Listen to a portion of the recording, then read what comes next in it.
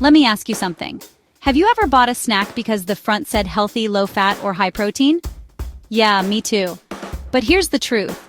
The front of the package is basically a billboard. It's marketing, not science. If you want the real story, you gotta flip to the back. That little nutrition label, that's where all the secrets are hiding.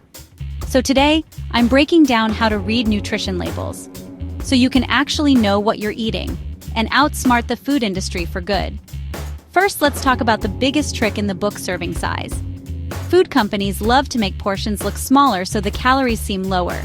Maybe you see 150 calories on your ice cream and think, not bad.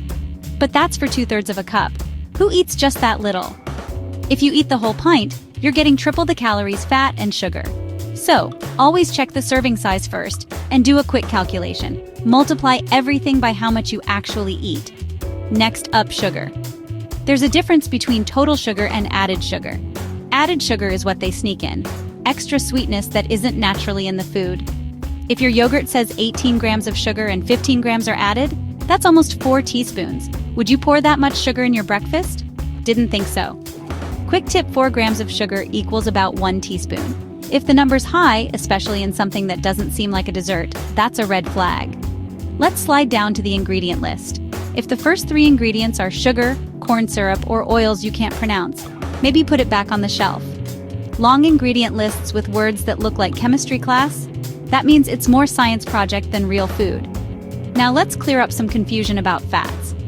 Not all fat is evil. Avocados, nuts, olive oil, those are healthy fats your body loves.